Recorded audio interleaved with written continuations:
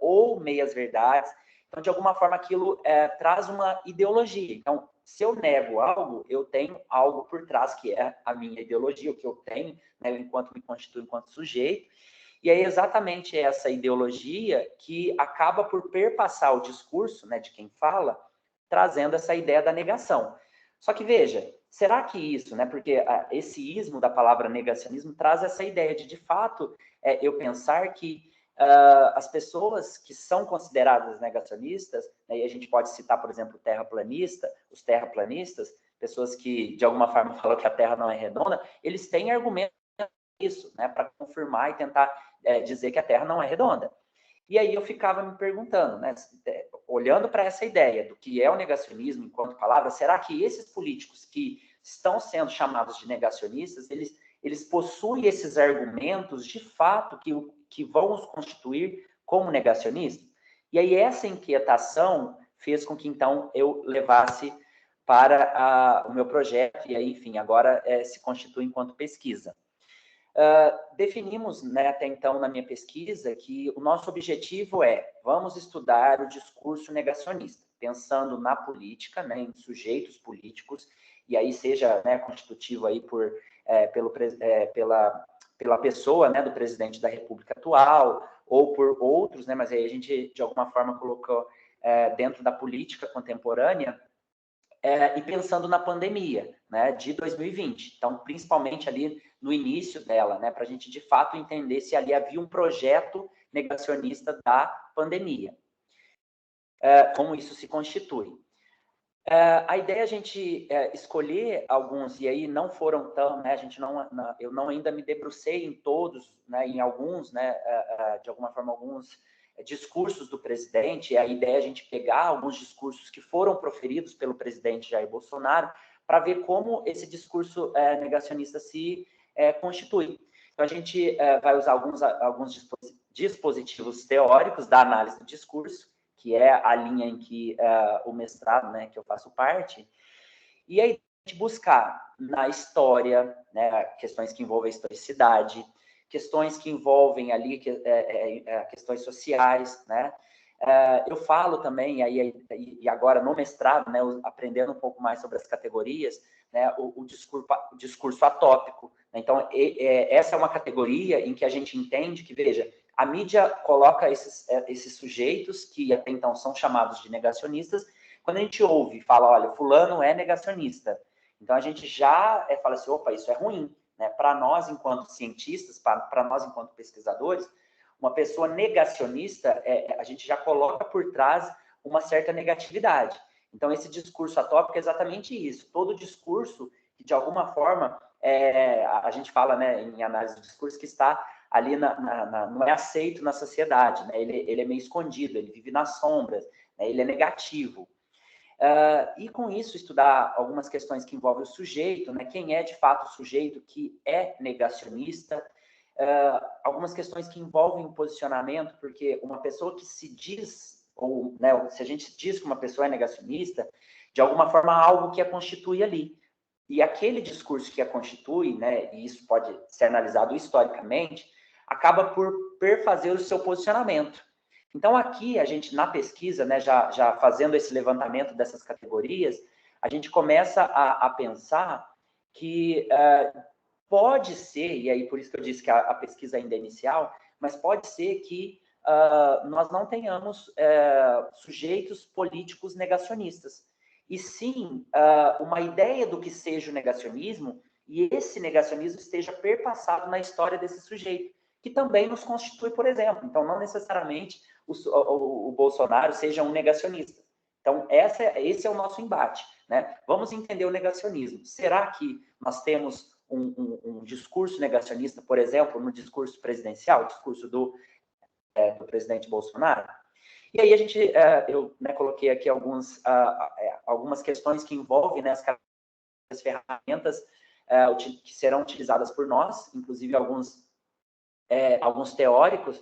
Por exemplo, o próprio Miguenot e o meu orientador, o Márcio Cano, ele utiliza, a pesquisa dele usa por base aí a análise do discurso de linha francesa com o Miguenot. E ele diz isso, que muitas questões são colocadas, a gente possui um posicionamento mediante de uma sociedade, algo social e também algo histórico. Então, algo que, de fato, me constitui. O meu posicionamento, a minha ideologia, ela é também trazida por essa constituição histórica e social. Então, o que é o posicionamento? Né? Quando o presidente da República ele fala, ele traz um posicionamento. Né? Então, vamos entender se esse posicionamento, de fato, traz para esse discurso uma identidade negacionista. 8 minutos, viu? Obrigado. As condições de produção, para, de alguma forma, trazer ali uma questão histórica, né? Com essa categoria, a gente vai buscar na história, né? Essa constituição de negacionismo. A definição de paratopia e atopia, também mais uma ferramenta da análise do discurso, mais uma categoria, né, mais uma noção, para de alguma forma a gente entender, né, o que é aceito pela sociedade, o que não é aceito no que diz respeito ao discurso. Eu peguei aqui, só para a mesma curiosidade, enfim, o exemplo de qual discurso a gente pegaria, eu selecionei esse, né, que ficou aí bem famoso do ano passado, do presidente Bolsonaro, né, em que ele fala que, caso fosse contaminado pelo vírus, eu não precisaria me preocupar, não sentiria ou seria, quando muito acometido de uma gripezinha ou resfriadinho. Então, aqui, veja, ele tenta minimizar a pandemia, isso lá no início, né, de março, final de março de 2020, então no início da pandemia. Então, minimizar a pandemia, será que de alguma forma ele tem esse plano de negar? Será que ele nega porque ele é um negacionista? E aqui, para a gente encerrar, eu fiz uma anotação do que seriam, então, as nossas considerações parciais. Eu não quis chamar de considerações finais, pelo fato de, como a pesquisa ainda está, né, a gente está bem no início, né?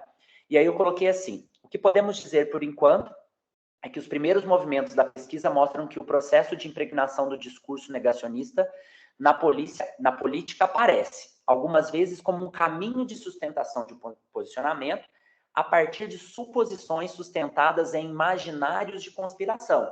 Então, de alguma forma, essa ideia de conspiração pode aparecer em religião, em crenças tradicionais. Então, veja, o posicionamento ele aparece, né, e na sustentação desses imaginários nessas áreas. Em outros, se eu, né, no caso do Bolsonaro, como o caso do Bolsonaro, em falas superficiais, então a gente acredita também muito nisso, né? Vamos ver se a pesquisa dos discursos proferidos por eles vai nos dizer isso, né? Se esses discursos, de alguma forma, vão trazer essa característica de falas superficiais, autoritárias. Às vezes a gente nota que as opiniões do presidente, eles, né, são bem individualistas, né? Em que alguns momentos beiram a ignorância, tanto dos fatos, acontecimentos e verdades factuais, como da própria argumentação negacionista, o que implica num discurso raso, superficial e limitado, confundido com o próprio negacionismo.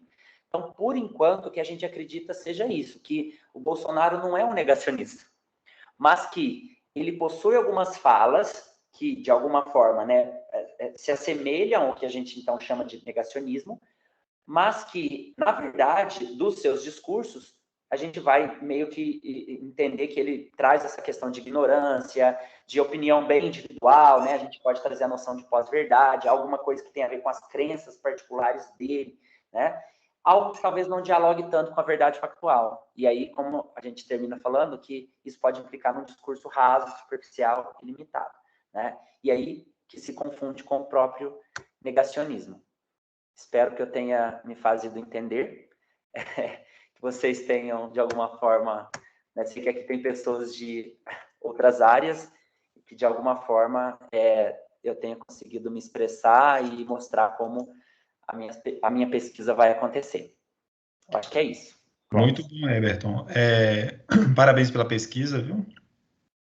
É um tema muito atual, tanto que o CPEX pensou com carinho nesse tema, negacionismo, né, a necropolítica, e está de parabéns pela pesquisa.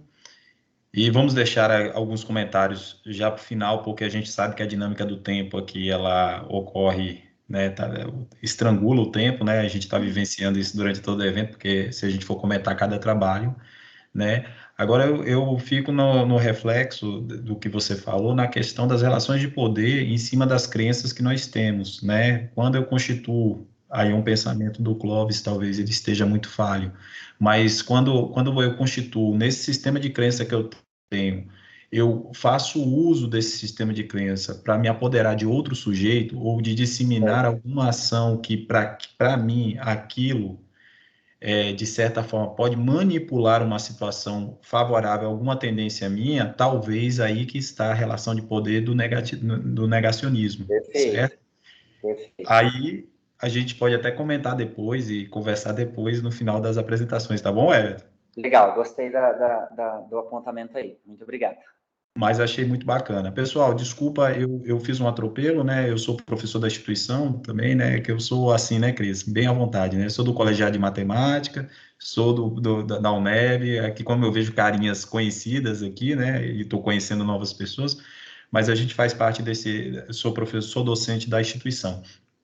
Mas, e também a nossa querida Clara, ela colocou para gravar, só para a gente ter o material, mas espero que esse material, acredito que não seja divulgado, porque isso aqui vai entrar para o arquivo da universidade, tá bom? E então a gente faz essa gravação aqui. Eu acho que só o que fica à disposição é o material do YouTube, se eu não me engano, né, Cris? Karina me disse que porque eu preciso de algumas gravações para minha pesquisa, e ela disse que parece que resolveram disponibilizar no YouTube algumas gravações. Então, não sei, Então você eu vou vai fazer uma decidir aí, pergunta tá bom? Então, vou fazer uma pergunta para ficar registrado só por questão de praticidade e de institucionalização desse documento, tá bom? Todos aqui concordam com a nossa gravação aqui, pessoal? Perfeito. Quem não concordar, por favor, se coloque, a gente está aberto aqui, tá certo? Eu vou dizer assim, quem não concordar, se coloque. Daí fica mais fácil para a gente gerir a produção de conhecimento agora, tá bom? Eu acredito que a ideia aqui mesmo é a difusão de conhecimento, né, é a partilha mesmo, então vamos seguir com o andamento da atividade da mesa, tá bom? Clara, obrigado, viu, por lembrar de gravar, que eu estava meio perdido. Não, desculpa, eu também tinha esquecido. Tranquilo. Eu que botei, Clóvis. Então, eu pensei que foi Cris, você. o que seria da gente sem você, Cris? Muito obrigada, de verdade, porque eu realmente esqueci. Me desculpa, gente. Tá ótimo, deu tudo certo, isso que é importante. Então, a gente vai para o segundo trabalho. Eu vou chamar minha querida colega de trabalho, a professora Cristiane Gomes Ferreira. O ensino superior e os letramentos de uma estudante surda, usuária de Libras, em um curso de licenciatura em matemática. Eu acredito que seja a minha amiga Sabrina, né? Isso. Eu vou começar, eu vou medir meu tempo aqui, porque para me falar, boa noite a todos e a todas. Eu sou Cristiane, professora da universidade. O trabalho que eu vou apresentar aqui ainda é um projeto, né, que eu estou fazendo do doutorado na Universidade Federal de Minas Gerais, lá na UFMG, na FAI, e ele ainda é vamos dizer assim, um esboço, né, porque ainda está em processo de mudança, tanto que do resumo de lá para cá escrito que eu mandei para o CPEX, já houve algumas alterações, mas assim, o cerne principal vai ser mostrado aqui nessa noite, tá certo? Então, eu estou ainda escrevendo, porque a UFMG exige um anteprojeto para seleção e o projeto para se constituir, para dar entrada no colegiado. Então, o meu trabalho é o ensino superior e os letramentos de uma estudante surda, usuária de Libras, em um curso de licenciatura em matemática. Minha orientadora é a professora Maria Lúcia Castanheira, e eu estou na linha de educação e linguagens. Bom, contextualizando a pesquisa. O que é essa pesquisa? De fato, ela se iniciou com a entrada de uma estudante surda na universidade aqui do estado da Bahia, no campus 10. Se verifica que o estudante surdo tem muita dificuldade com língua portuguesa. Isso é um fato geral da maioria dos surdos que vêm principalmente de famílias de ouvintes, né? E o ensino superior se mostra um desafio muito maior pelas leituras acadêmicas, pelas exigências de escrita de trabalho, né? É uma situação que se coloca que eu vou trabalhar dentro da pesquisa. Uma coisa que a gente está trabalhando também é uma discussão que a gente criou um núcleo de atendimento pedagógico, e esse núcleo tem 2 monitores de matemática, que são estudantes, e as professoras, e então a gente estabelece uma relação dialógica com a estudante, sendo que nessa relação tem 2 línguas, a língua de sinais, que é a língua brasileira de sinais, a nossa língua, a língua brasileira de sinais, que é uma língua do povo surdo brasileiro, e a língua portuguesa. Então, é uma língua oral auditiva com uma língua visual espacial. Então, são 2 línguas distintas nesse contexto de ensino e aprendizagem. Tem um outro contexto dessa pesquisa, que é um respeito à cultura surda, porque todo o nosso trabalho é com um estudante que é usuária de Libras e precisa ter a Libras como língua mediadora desse contexto. Sem ela, não tem processo de aprendizagem. E uma das coisas que eu vou estar estudando é justamente as práticas de letramento acadêmico, né? Que concepções de letramento acadêmico essa estudante está recebendo dentro da universidade, uma universidade inclusiva, e que ela quer sair como professora de matemática. Bom, então, qual é o meu objetivo? Analisar se os letramentos acadêmicos desenvolvidos para uma estudante surda dentro de uma universidade pública é capaz de auxiliar na sua formação inicial em licenciatura matemática. Então, como eu falei, a gente está numa universidade pública, inclusiva, só tem ela de estudante surda, então o desafio é muito maior diante das várias problemáticas, que é a ausência de intérprete, a ausência de metodologias, né? Não tem outros colegas para discutir com ela, dialogar na própria língua dela, apenas o intérprete no dia a dia com ela ou outras pessoas que têm algum conhecimento muito pouco dessa língua. Então, quais são os outros objetivos? Identificar os desafios que a estudante enfrenta como única estudante surda no curso de matemáticas no campus universitário. Uma das coisas que eu tenho proposto nesse trabalho é valorizar as produções acadêmicas escritas da estudante, considerando as diferenças linguísticas da pessoa surda e o rigor acadêmico imposto pelo ensino superior, pela universidade. Eu vou mostrar isso um pouco mais adiante, porque eu tenho defendido que os trabalhos acadêmicos, na questão da escrita, vá com a escrita dela, porque é o que dá significado a ela, no sentido de compreensão. Então, se eu estou estudando letramento como uma prática social, não como um sistema autônomo, né, que é só simplesmente ler e escrever, mas numa compreensão que o letramento ele precisa ter significado, ele precisa ter contextualização social, então eu estou considerando a escrita dela. E a gente vai verificar como os eventos e as práticas de letramentos realizados dentro da universidade, seja as aulas, os encontros com o NAP, as próprias, esse evento, por exemplo, do CPEX, o TCC dela, as participações fora, em outros estados de evento, como isso tem possibilitado autonomia na sua formação inicial, já que ela é uma estudante surda e ela está dentro de uma universidade que é inclusiva, mas tem um distanciamento enorme, e ela, de fato, se colocou que quer ser uma professora de matemática. Bom, qual é o meu referencial teórico? Eu trabalho com algumas discussões que ainda isso está em mudança, mas alguns conceitos chaves.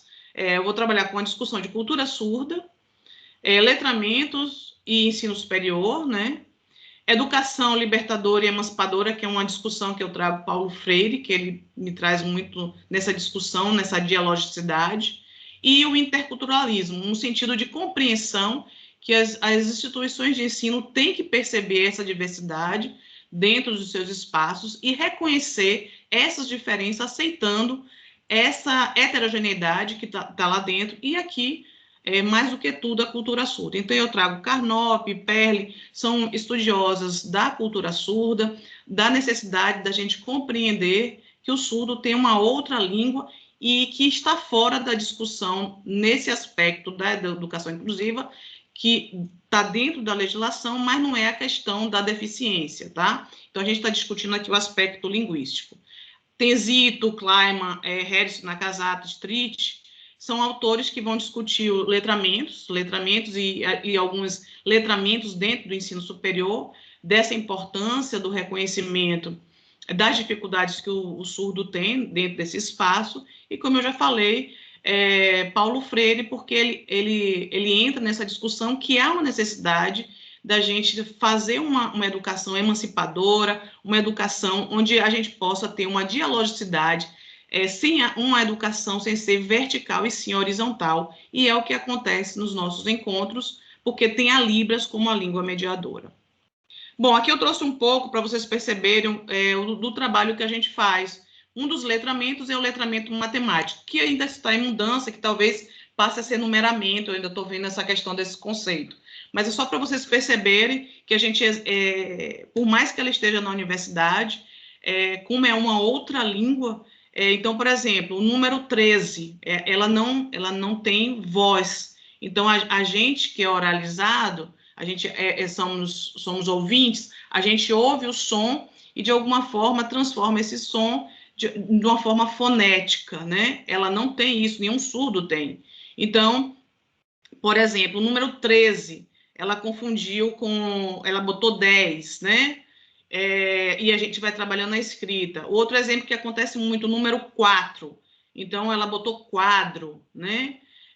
Às vezes escreve quarta. Então, isso vai variando, mas é um aspecto normalíssimo do surdo que tem justamente essas questões com a língua portuguesa. Então, a gente faz um trabalho de letramento. Isso é só um aspecto que eu estou trazendo aqui, porque tem outros mais para a gente poder discutir. Um outro letramento que a gente faz é o letramento em língua portuguesa, né? A gente trabalha outros textos infantis, textos outros, para justamente dar a ela esse letramento, essas possibilidades com a língua escrita, que é a língua portuguesa nossa, porque o surdo tem a Libras, como a língua, vamos dizer assim, oral, né? Visual, espacial, e na língua escrita ainda há uma exigência com relação à língua portuguesa, que é o país que ela vive. E, por fim, aqui, eu estou mostrando aqui os letramentos acadêmicos, isso é outro aspecto também. O TCC dela está com um pouco da escrita dela, né, da pessoa surda, então sai um pouco desse rigor acadêmico, sem conectivos, verbos no infinitivos, ou seja, numa escrita em que dá a ela significado do trabalho que ela está fazendo. Então, ela lê com dificuldade, sinalizando, mas é um sentido de leitura, de compreensão. Então, é também só um detalhe. Uma metodologia que a gente vai trabalhar, eu também não sei ainda, porque acho que vai mudar, é uma pesquisa etnográfica, mas eu estou vendo que, com a minha orientadora, que não cabe muita etnografia, talvez uma autoetnografia, talvez caiba mais do meu processo com ela, porque eu já estou com ela já há 6 anos trabalhando, então caberia mais isso. Então, quais são as produções de dados? Os vídeos que a gente tem, as reuniões do NAP, muito material escrito, desenvolvido por ela. Esse trabalho já foi submetido ao Comitê de Ética aqui da UNEB e também vai para o UFMG. Quais são os resultados? Bom, eu espero que a gente possa contribuir com os estudos de letramento acadêmico de pessoas surdas, dentro do ensino superior, né? Que a gente possa reconhecer essas diferenças linguísticas, essas discussões do bilinguismo, e, por fim, discutir a necessidade de um atendimento especializado para pessoas com deficiência e surdez dentro do ensino superior, já que a gente criou um núcleo de atendimento. Então, eu finalizo aqui com o trabalho, as minhas referências, né? Vai estar melhor no trabalho escrito, e apresentei um pouco sobre isso. Foi meio corrido, mas é isso aí. Cris, pela dinâmica do evento, hein? Essa coisa corrida, né, acelerada que a gente tem que passar, que são os 10 minutinhos e tal, mas foi super tranquilo, foi maravilhoso. E eu vou falar uma coisa que, por exemplo, quanto docente da instituição, antes da chegada da Sabrina, antes do trabalho do NAP, né, que é o Núcleo de Apoio à Aprendizagem, que a professora Cris coordena, trabalha dentro do nosso campus, é maravilhoso. E a gente não sabia, por exemplo, a barreira que é a criação de símbolos matemáticos que não são da grafia de Libras, né? Assim, não tem representatividade na linguagem em Libras, né, Cris?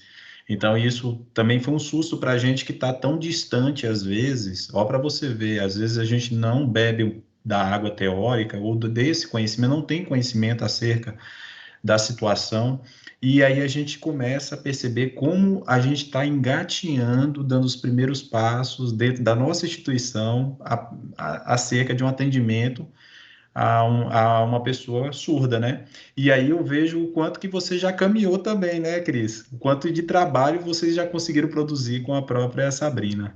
Então, fantástico, viu? Parabéns pelo seu trabalho de doutorado, sua pesquisa está linda e vai ser maravilhosa.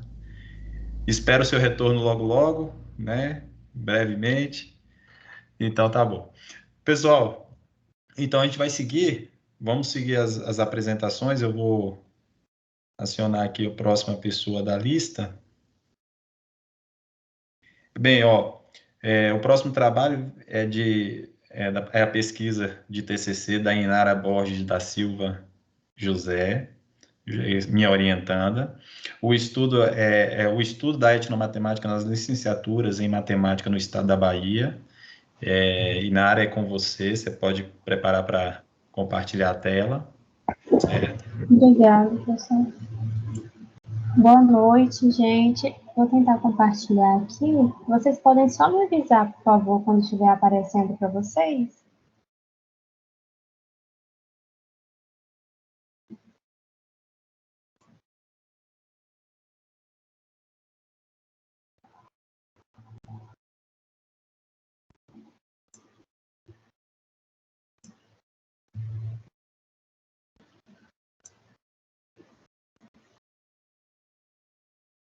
Está aparecendo?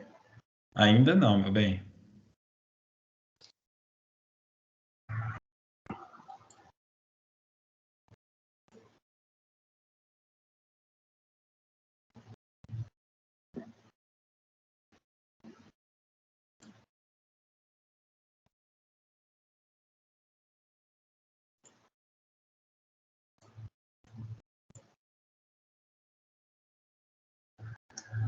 Vou tentar tirar e colocar de novo.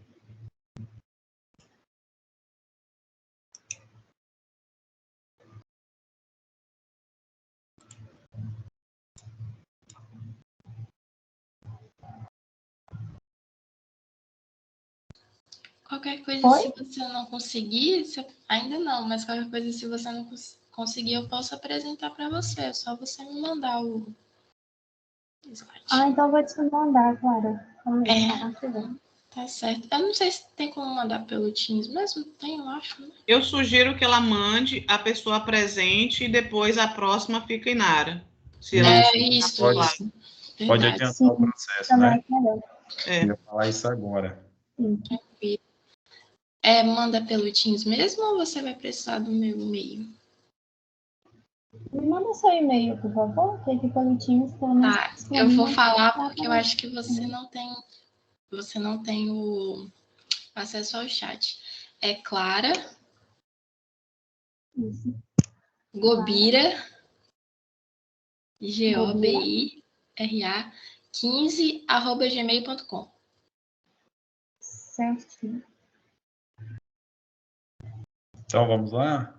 Eu vou fazer então o seguinte, vamos trazer, já que a Cris... Vamos trazer o Ulisses Mota Gonçalves e o Carlos Luiz Pereira, professor da instituição também.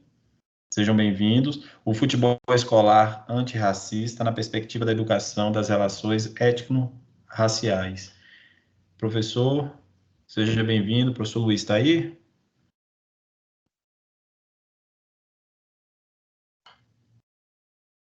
Carlos Luiz?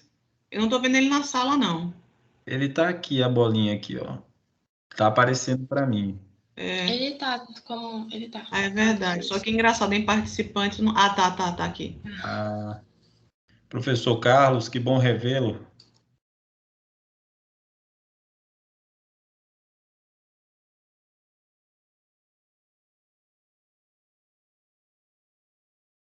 Ele está falando?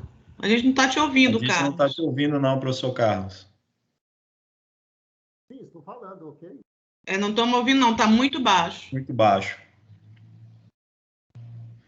São os deuses da comunicação, das conexões. Fiquem tranquilos, é assim mesmo, acontece. Agora seu áudio está fechado. Aí.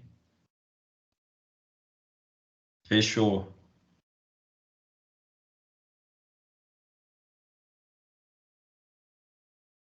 Não, não escutamos, professor.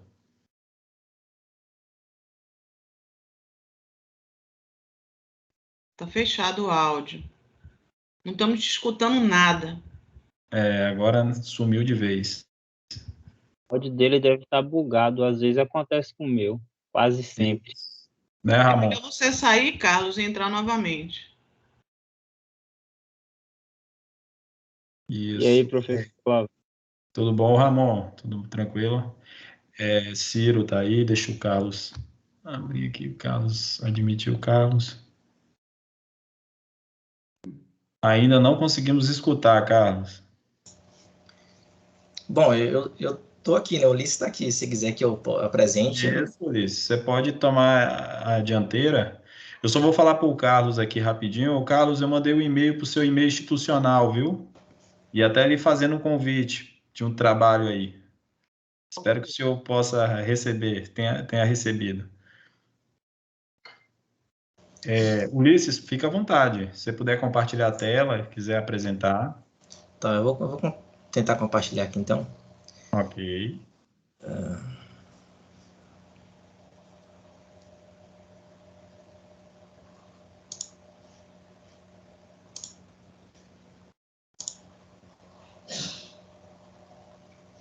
Tá aparecendo aí o slide? Ainda não. Aí apareceu. Apareceu? Beleza. Apareceu. Deixa eu apertar um F5 aqui para entrar na tela inteira. Ótimo. Tá ótimo, meu querido. Beleza. Bom, primeiramente, boa noite a todos. O meu nome é Ulisses. Eu sou do curso de Educação Física, né, da UNEP Campus 10, né, e estou no 8º período, né, de Educação Física. O meu orientador desse trabalho, né, desse resumo, é o Carlos Luiz Pereira, né, o professor aí que está aí na sala também. E esse trabalho, ele é de um artigo, né, da minha autoria, né, que será apresentado no meu TCC, né, que já está, né, batendo na porta e dia 1º de dezembro eu apresento, né.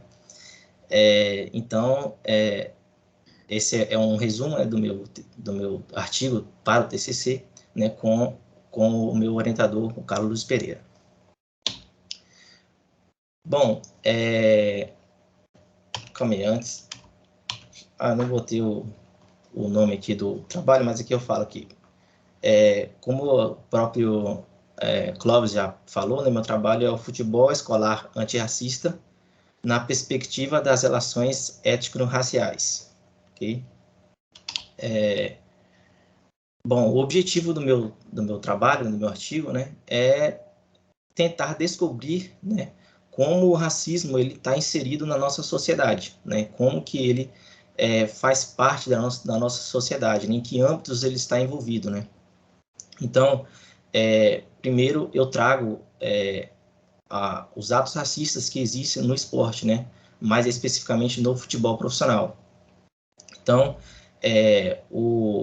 dois pesquisadores de um site, né, muito conhecido, né, chamado Futebol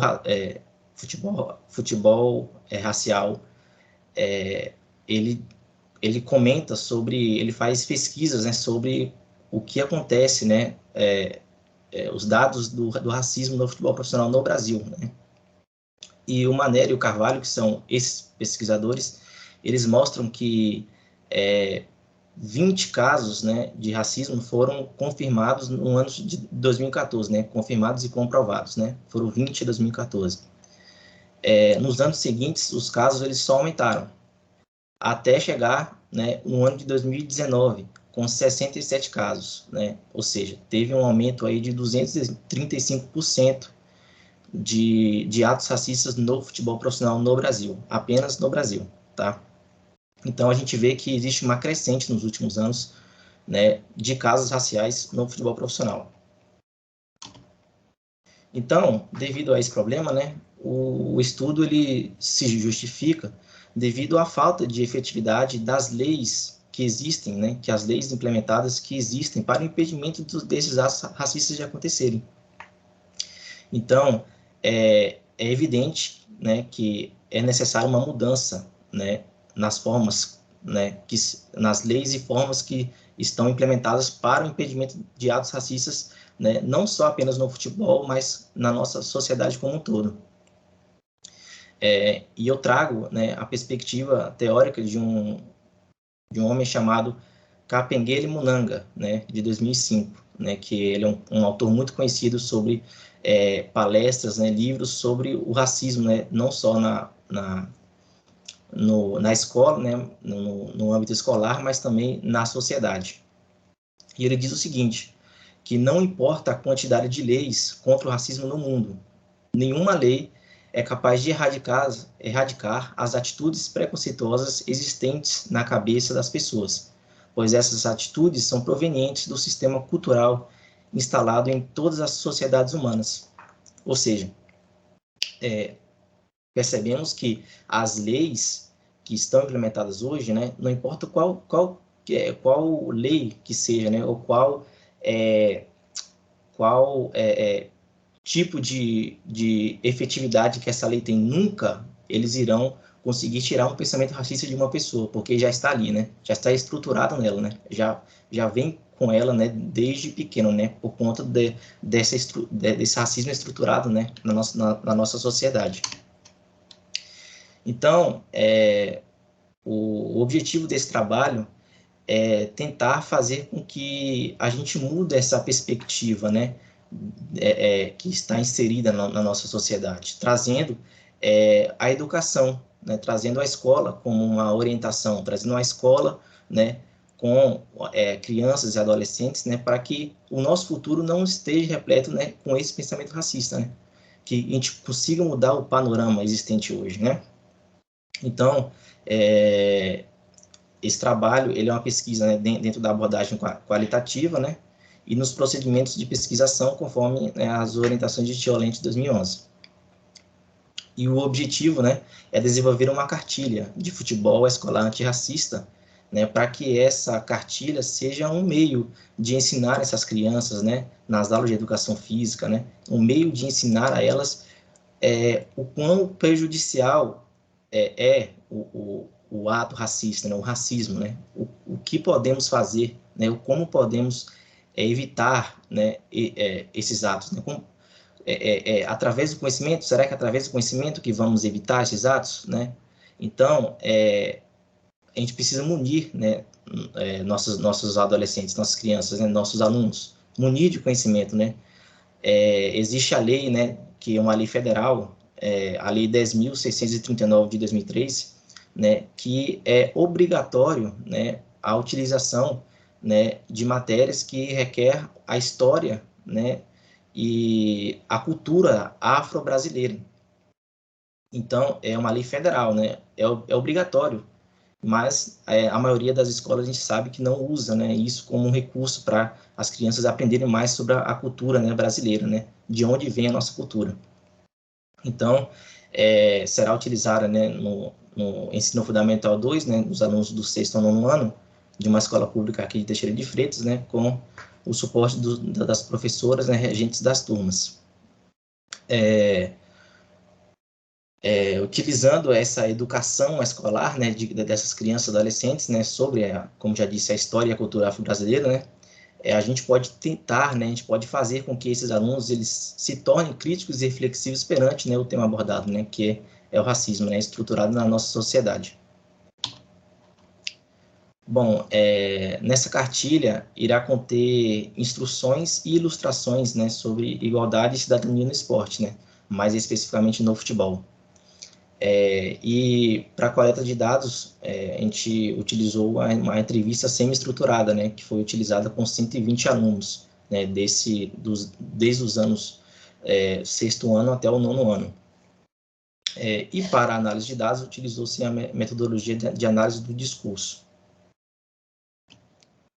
Bom, os resultados, né, ainda estão, como é um trabalho em andamento, os resultados ainda estão sendo feitos, né, ainda estão sendo avaliados, mas até onde foi avaliado, né, os resultados mostram que existe uma potencialidade na cartilha educativa, né, que existe uma efetividade nessa cartilha, que as crianças, elas, obviamente, uma cartilha mais dinâmica, né, com uma linguagem mais básica, para que essas crianças, né, consigam entender de uma forma mais completa, né? Então, através dessa cartilha, existe uma potencialidade para a educação, né? Existe uma forma de educar esses alunos, né?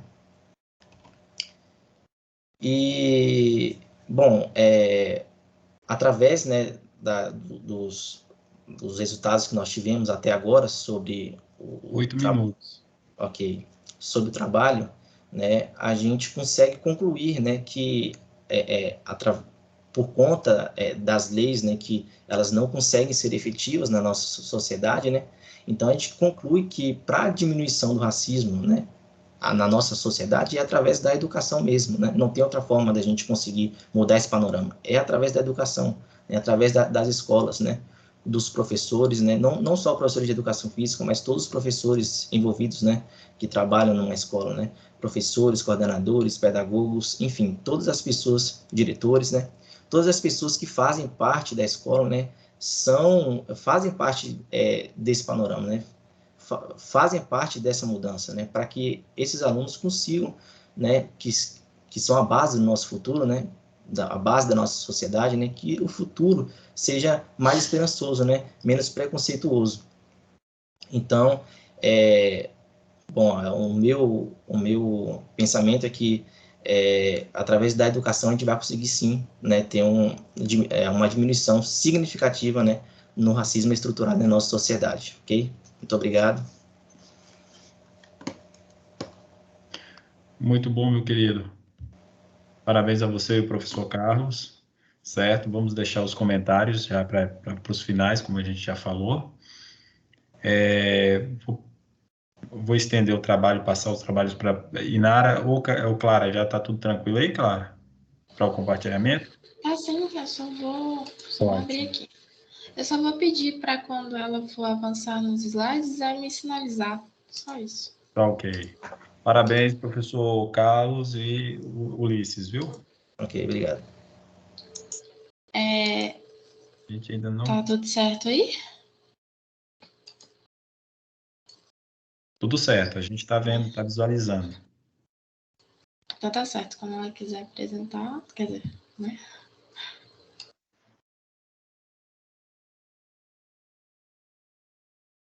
Boa noite. Vocês estão conseguindo me escutar? Sim, Nara, tranquilo. Ótimo. Obrigada, viu, Clara? Desculpa o incômodo. Tá tranquilo.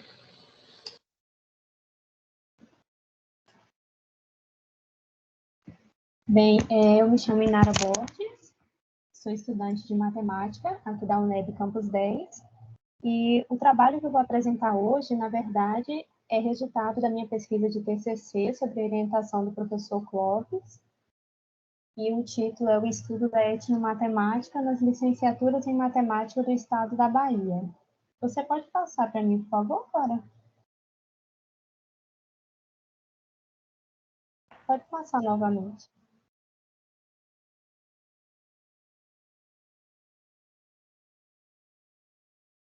Bem, essa pesquisa, ela surge do interesse em analisar como as relações presentes entre os estudos em etnomatemática e currículo estão sendo estabelecidos dentro dos cursos de licenciatura em matemática no estado da Bahia, e também pontuar as potencialidades da relação entre o estudo de etnomatemática e os estudos curriculares.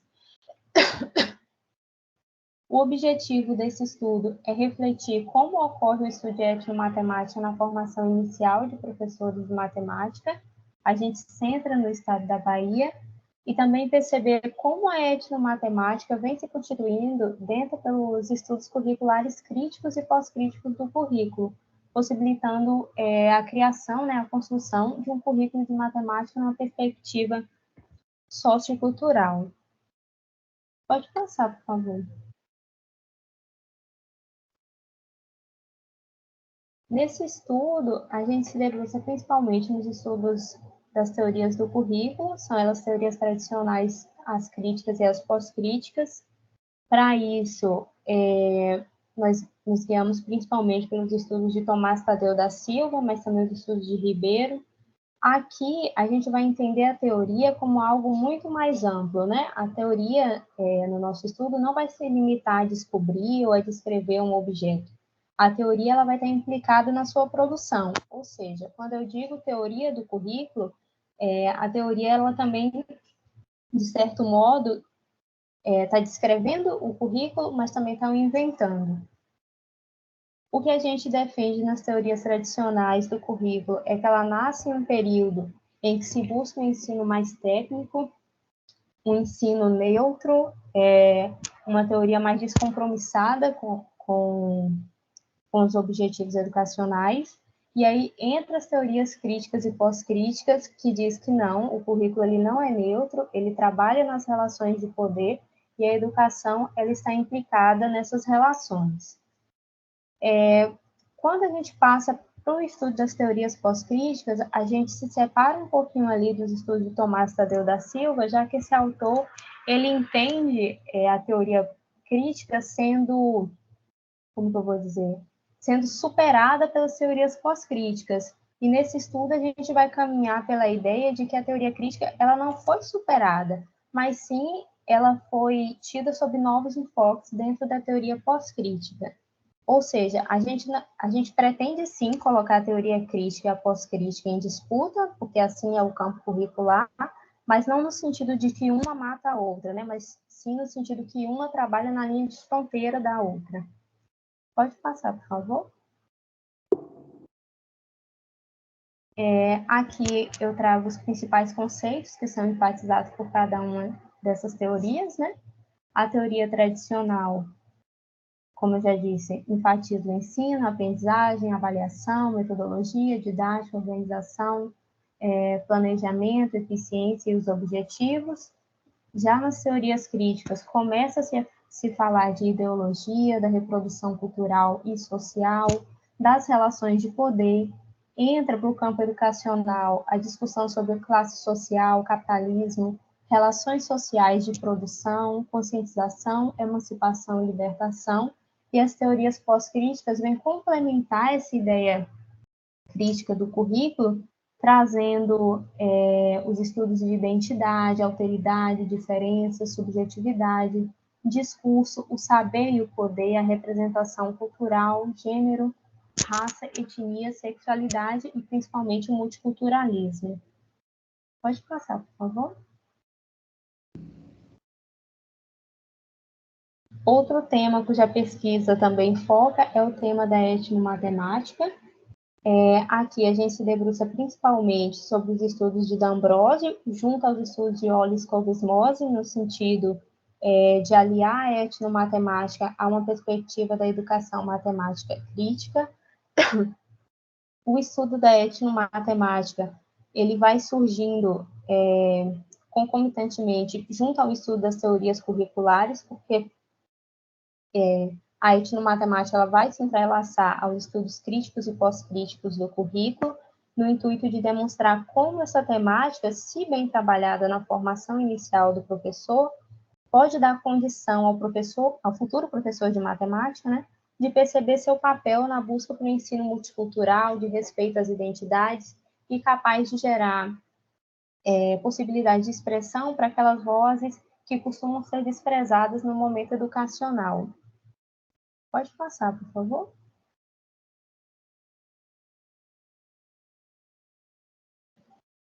A metodologia da pesquisa, né? Essa pesquisa ela vai possuir uma abordagem qualitativa, de cunho exploratório e interpretativo. A abordagem qualitativa, ela permite seu desenvolvimento por vários caminhos. Aqui, nós escolhemos a pesquisa de análise documental. Pelo momento que a gente está vivendo, a gente percebeu que esse caminho seria o mais o mais válido para esse momento. E, além disso, o caráter exploratório dessa pesquisa, ele simpatiza porque esse modelo ele vai se preocupar em proporcionar maior familiarização com o tema, para que a partir daí a gente consiga formular algumas hipóteses, né? Esse modelo de pesquisa, ele também caminha junto com as pesquisas bibliográficas, que é o que nós fazemos, uma vez que a gente precisa levantar literatura sobre o tema estudado para se fazer uma análise sobre aquele fenômeno. Então, a análise de pesquisa bibliográfica faz parte do modelo qualitativo de cunho exploratório e documental. Pode passar, por favor.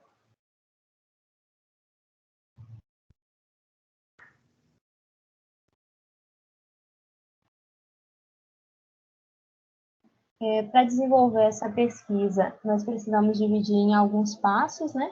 Entre eles, a identificação dos cursos de licenciatura em matemática na modalidade presencial das universidades públicas baianas, que continham em sua matriz curricular a disciplina de ética e matemática, a investigação dos ementados e planos de ensino desses cursos, a identificação de publicações em eventos de matemática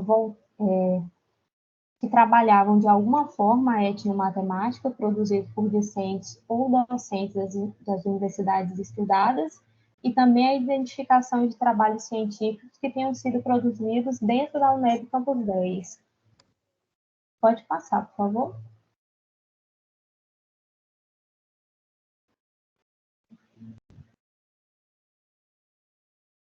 Entre as instituições consultadas está a Universidade do Estado da Bahia, vários campos, né, o Campo de Alagoinha, o Caetité, Senhor do Bonfim, Paulo Afonso, o de Teixeira de Freitas, 8 a minutos. Universidade Estadual. Ixi. Então, a UESB, Vitória da Conquista e Jequié, a UFBA, os Institutos Federais Baianos e a UFOB. Pode passar, por favor, Clara? Os eventos consultados são os ENEM, Encontro Nacional de Educação Matemática, o SICEM, o Seminário Internacional de Pesquisa em Educação Matemática de 2012 a 2018, o Congresso Nacional de Educação de 2014 a 2020 e o Encontro Baiano de Educação Matemática, o EBEM. Pode passar, por favor, Clara.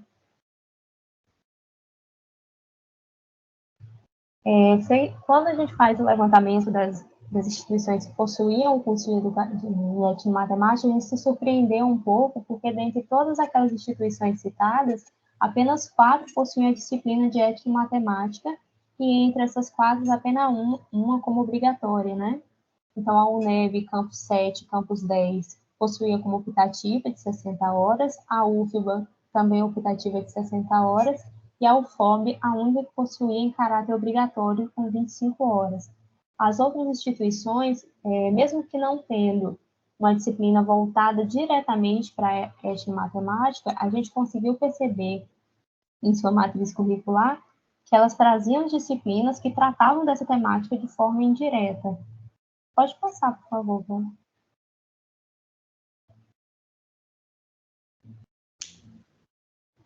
Pode passar novamente.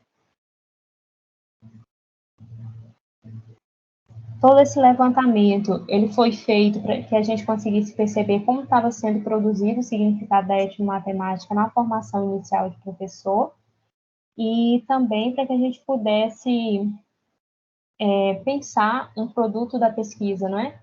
E o que nós pensamos foi a criação de uma proposta curricular em forma de plano de ensino para a disciplina de ética e matemática, para ser apresentado ao Colegiado de Matemática da Universidade do Estado da Bahia, UNEB, Campus X, que é o nosso campus.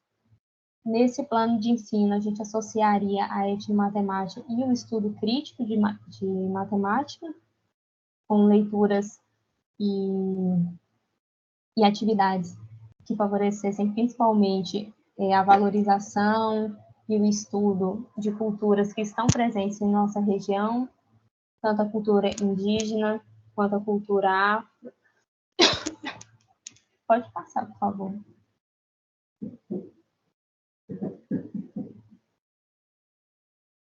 Pode passar, por favor.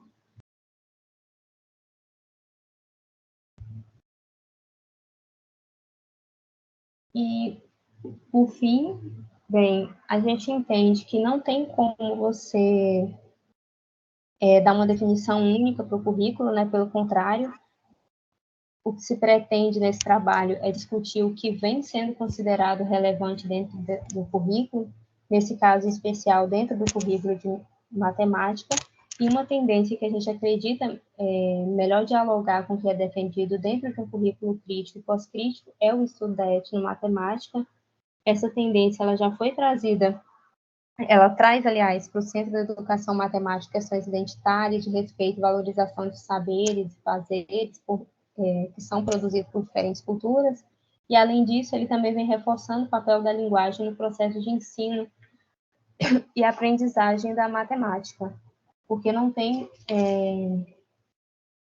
como o professor entrar na sala de aula e ignorar o que o aluno já traz consigo, ignorar a voz daquele aluno só porque em algum momento na construção de um currículo formal se deu de negligenciar aquele saber, né? Então, o professor de matemática, quando entra em sala de aula, ele deve também dar voz aos seus alunos para trazer o que eles já sabem e trabalhar a partir desse conhecimento na tentativa de valorização daquela identidade, de trazer para o aluno um ensino mais significativo, que ele consiga trabalhar em sua realidade, mudar ou preservar aquilo que lhe é seu dentro de sua cultura, dentro do seu cotidiano. Pode passar, por favor. Encerrou o tempo. É só as referências agora. Desculpa. Ótimo. Que bom. Parabéns, Inara. Obrigada, Vamos Obrigada, ver o que a Clara. gente consegue dialogar daqui para o final com o pessoal, tá bom? De nada, Bom, Inara? tranquilo. Foi muito legal, Inara. Certinho, professor. Curtindo muito sua apresentação, tá bom? Pessoal, vamos dar um andamento, né? A próxima apresentação é o trabalho O Instagram como ferramenta na transformação do conhecimento em saber ambiental, né? Uma experiência na licenciatura em Ciências Biológicas, né? De Isabelle Gomes de Jesus e Edila, professora também do departamento, Damaso Kozlowski, eu acho que é isso. Então, Isabelle, é você que está aí, que vai apresentar. A Edila está na sala, que eu não vi aí, eu não consigo. Acho que não. Ela não tá, não. Então tá ótimo. Então, Isabela, é só contigo. Se você quiser compartilhar sua tela, fique à vontade, viu? Obrigada.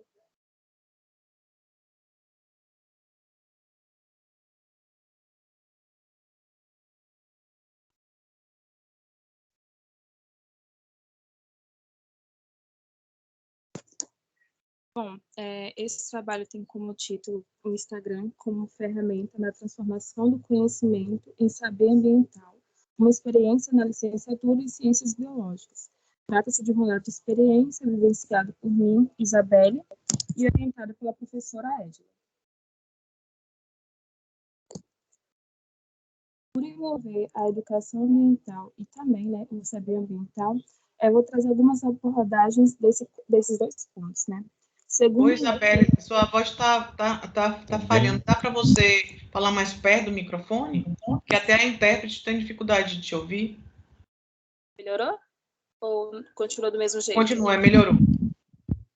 Melhorou? Melhorou.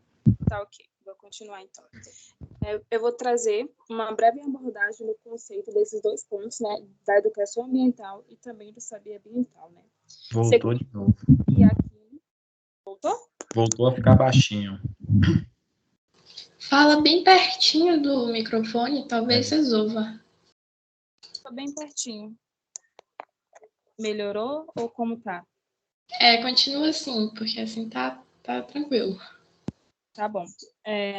Segundo Iaquino, a educação ambiental tem por objetivo tornar-se uma filosofia de vida, orientando a adoção de comportamentos ambientais de forma a alcançar a sustentabilidade ambiental, que, por sua vez, também é vista como um modo da sociedade pode se comportar em relação à natureza.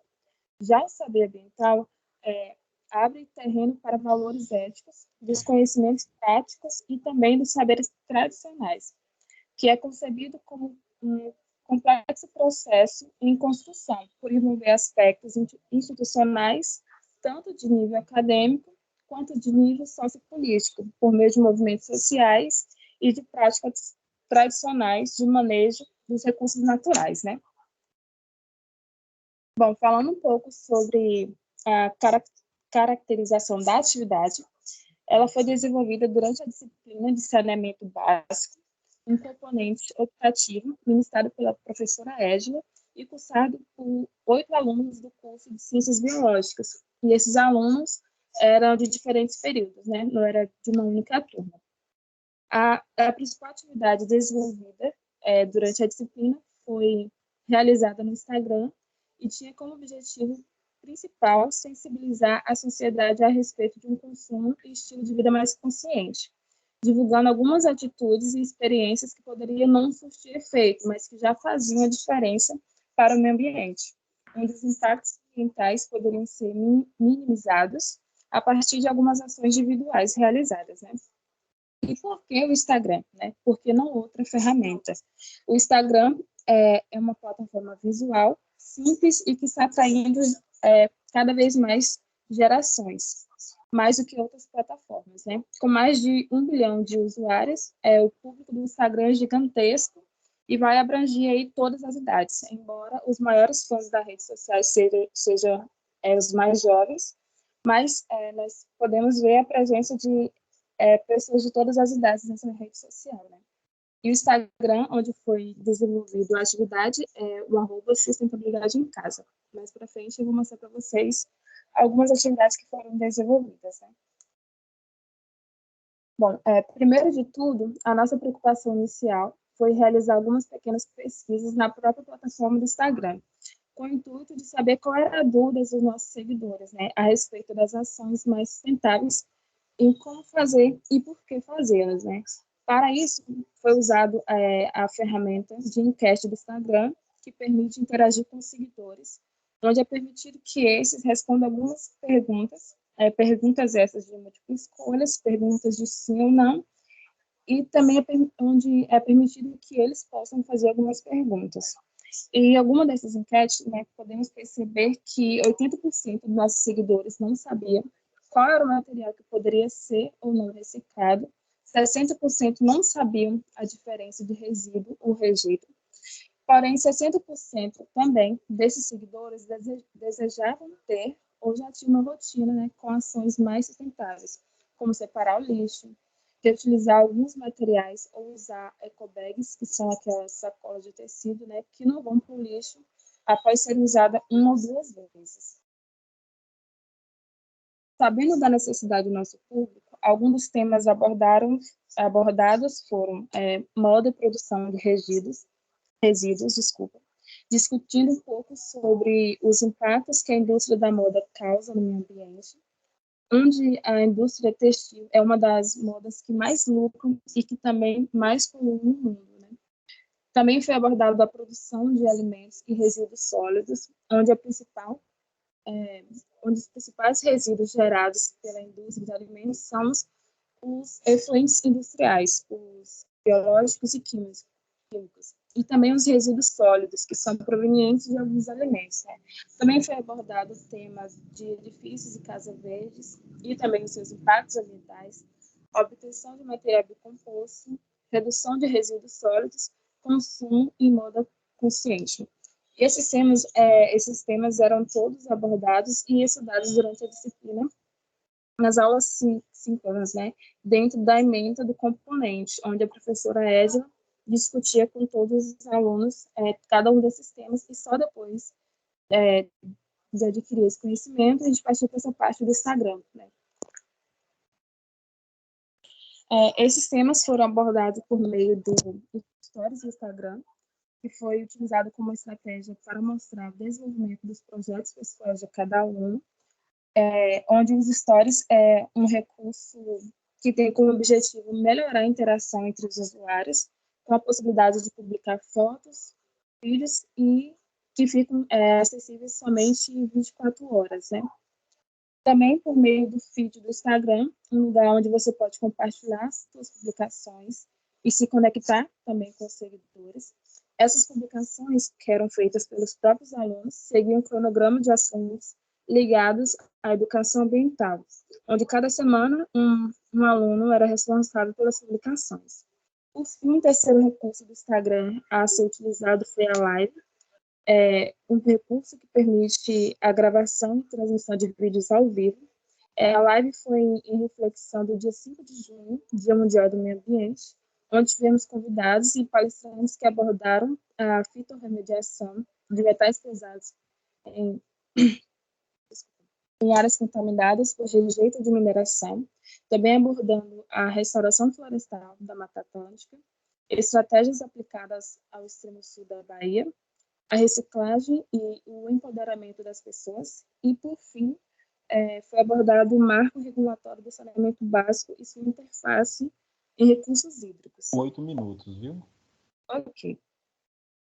Essas foram algumas das nossas postagens que foram feitas, né, abordando o desperdício dos alimentos, que contribui para o aquecimento global, e também foi abordado o destino do lixo, dando enfoque para a Teixeira de Freitas, né, onde o nosso lixo que produzimos vai parar. E aí na foto 3 vocês podem perceber que é uma foto do entre aspas, aterro sanitário de Teixeira, que é tido como um lixão, né?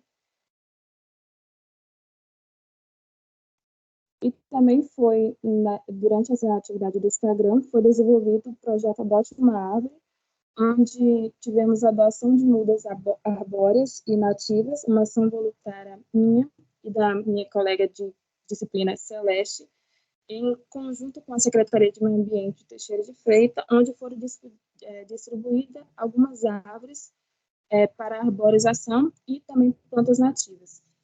Também foram plantadas algumas dessas mudas na UNEB, no nosso campus X aqui, né? Uma ação realizada junto com o professor Jorge, que desenvolve um parque botânico no campus.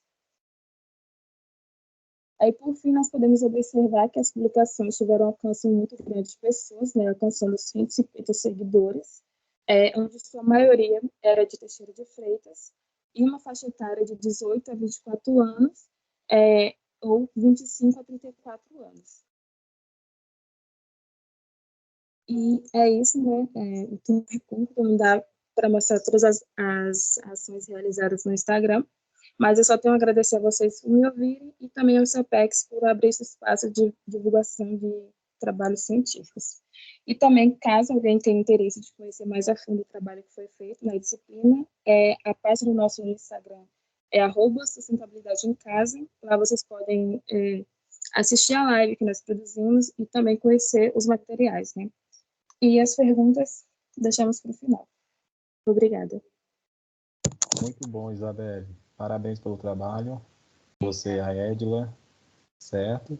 Então, a gente, como o tempo está estrangulando, e também para respeitar o Josiano, a gente vai participar direto para a apresentação dele, tá certo? O intérprete de Libras no ensino superior, desafios e possibilidades, Josiano Mendes Neves. Com você a palavra, meu querido, seja bem-vindo mais uma vez. Quer dizer, você é de casa, né? Você e Patrícia. Jó, quando for para passar, você me fala, viu? Ok, não sei se vocês conseguem me ouvir. Ouve bem? Conseguimos. Conseguimos. Estamos ouvindo. Ótimo. Primeiramente, quero parabenizar por esse evento, CEPEX, todos os colegas que já apresentaram aí. Estarei iniciando agora a minha apresentação. Meu nome é Josiano, sou intérprete de Libras, atuo no Campus 10, aí há quase 3 anos, acompanhando a aluna surda Sabrina, junto com esses colegas aí, maravilhosos professores que temos aí nesse campo. E o tema da minha pesquisa é uma pesquisa de TCC, de uma pós-graduação, e eu trouxe um tema que é justamente tem relação com o meu trabalho, o intérprete de Libras no ensino superior, desafios e possibilidades. Eu não coloquei aí, mas no decorrer dessa pesquisa eu tive ajuda e algumas orientações também da professora Cristiane Gomes, que está aí passando os slides para mim. Pode passar. Vou ser bem breve, que o nosso tempo está estourado. O objetivo geral, né, é refletir os desafios que permeiam a atuação do intérprete no ensino superior. Quais são os desafios, né, que esse profissional ele depara na sua atuação? E os objetivos específicos é contextualizar um pouco, um resumo da história, né, de como surgiu essa profissão, de como foi se realizando até os dias de hoje, um breve comentário aí sobre a formação, como se dá a formação do profissional que vai atuar no ensino superior, elencar também aí os principais desafios enfrentados nessa atuação. Pode passar, professora. O tipo de pesquisa é um trabalho original com abordagem qualitativa, onde Flick ele coloca aí que esse tipo de pesquisa visa captar o significado subjetivo das questões a partir do olhar dos participantes. Ou seja, diferente de uma pesquisa quantitativa, que trabalha com dados e números, a pesquisa qualitativa ela vai trabalhar justamente aí a partir do olhar do participante as questões mais subjetivas. É também uma pesquisa participante, né, tendo aí a condição principal a participação do pesquisador no objeto de pesquisa e também participando da mudança, né, da realidade da pesquisa. Aí a gente tem aí esse autor, Bartel Neves, e, de fato, como eu trabalho como intérprete de Libras, é aquilo que tem a ver com o meu dia a dia, eu pretendo, então, trazer aí algumas contribuições nessa área de estudo. Pode passar, professora. A metodologia da minha pesquisa, eu fiz através de questionário, utilizando aí uma ferramenta, né, o Google Forms, com alcance de 16 participantes da nossa cidade e região, né? Então, foram 16 intérpretes que participaram respondendo o questionário. Fiz também entrevistas com uma colega TIUSP, inclusive a Patrícia, que está aí interpretando para mim agora, quero aproveitar para agradecer por essa participação dela aqui. E também entrevistei uma estudante surda do ensino superior, que é a Sabrina, que também está aqui hoje prestigiando esse trabalho. Essa pesquisa e também o questionário foi uma forma de conseguir os dados, né? Mesmo aí agora na época de pandemia, difícil encontro com as pessoas, então foi uma forma de continuar a minha pesquisa, né, através do uso dessas tecnologias, o formulário no Google Forms, e eu vou trazer alguns dados mais à frente para estar mostrando para vocês. Pode passar. Os teóricos que embasam a minha pesquisa têm quadros, eu destaquei que ela é CODA, eu vou falar um pouquinho sobre essa tecnologia, creio que muitos aqui não conhecem, Martins, Flick, Gil e Walter Neves. Pode passar, professor. Eu vou trazer um breve contexto aí do intérprete de Libras no Brasil, de forma bem resumida, é claro. Digamos que o intérprete ele surge, né, lá atrás, na esfera familiar, uma vez que as políticas públicas e acessibilidade, elas ainda não são contempladas, e a família é quem está mais próximo do surdo, e normalmente é quem vai poder estar mediando a comunicação dele no que ele precisa. E aqui eu trago um dado que é importante, que é as famílias de surdo normalmente não sabem Libras. A maioria dos familiares de surdos não sabem se comunicar fluentemente em Libras. Mas dos que sabem, a maioria se tornam excelentes profissionais intérpretes. Aqueles que crescem num lar bilíngue, ou seja, normalmente são os filhos de surdos, esses são chamados CODAs, que é uma terminologia do inglês, que quer dizer Children of the Deaf, que é crianças, filhas de pais surdos. Esses que convivem em um lar bilíngue, eles já crescem tendo acesso à língua e aprendendo a se comunicar, eles são... divide e compartilham ali do familiar surdo tanto a cultura quanto a língua e tem um potencial para se tornarem profissionais intérpretes. Volto a refrisar que, infelizmente, poucos familiares se dedicam ao aprendizado da Libras, mas dos que dedicam, a maioria se torna intérpretes. É o caso da uma das autoras que embasa o meu trabalho, que é a Ronice Quadros. Ela é filha de pais surdos. Vindo depois da esfera eclesiástica, que são aí os movimentos, que a gente vai encontrar bastante estudos referente a isso, né? Ao evangelizar os surdos, criaram-se ministérios de surdos no ambiente eclesiástico, com intérpretes interpretando os trabalhos religiosos, e aí eu tenho orgulho de dizer que eu venho dessa área, foi no âmbito eclesiástico que eu aprendi Libras, E de lá para cá eu vim desenvolvendo, então, uma carreira profissional. Grande parte dos meus colegas que conheço aprenderam Libras nessa área eclesiástica. Depois a gente tem a área educacional, que é depois das aprovações de leis e decretos que obrigam, né, traz a obrigatoriedade da inclusão, ou seja, a presença desse profissional intérprete dentro das escolas e também no ensino superior. Depois dessa obrigação, surgiu-se a necessidade de contratação de profissionais e, a partir de aí, fomentou-se um mercado, né, de trabalho onde há essa necessidade. Aqui em Teixeira a gente tem essa realidade, houve momentos que a instituição procurou esse profissional e não tinha aqui na cidade um profissional com a formação para atuar no ensino superior. Depois da esfera educacional, tem também na esfera social, né, os intérpretes que atuam em eventos culturais, fazendo interpretação de músicas, de teatros. A gente vai ver esse profissional atuando aí na política, no meio judiciário e outros afins, mas o foco da minha pesquisa é no ensino superior, então vou ser bem breve aqui. E a gente tem, dentro desse resumo histórico, aí o ano de 2010, um marco legal, que é a legalização da profissão, ou seja, o reconhecimento da profissão do intérprete de Libras.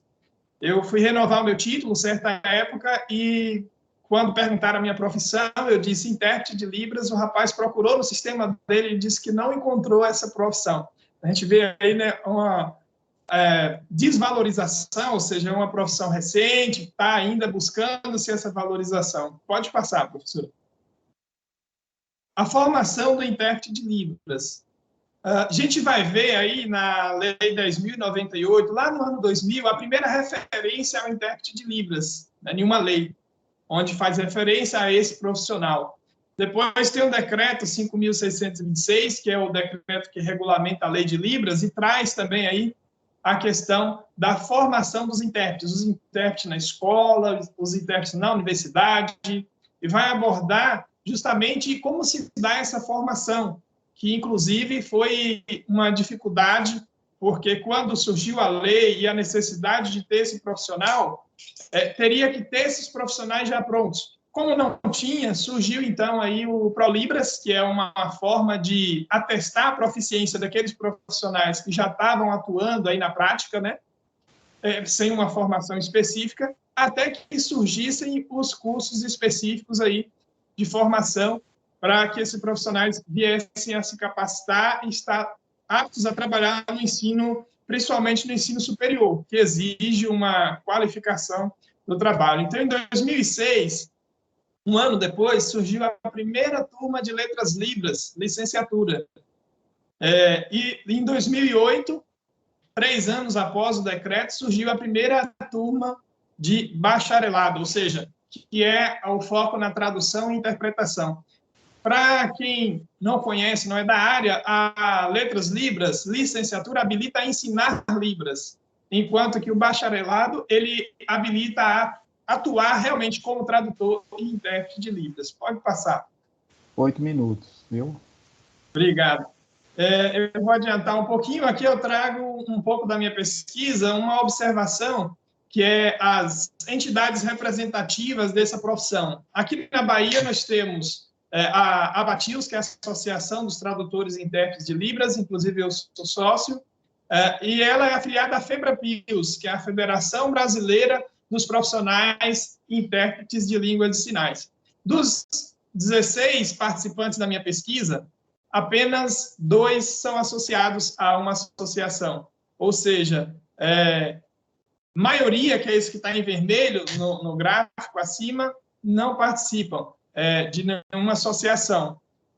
Também os que estão atuando como intérprete, que é esse gráfico abaixo, dos que atuam no ensino superior, dos 16, somente 2 atuam.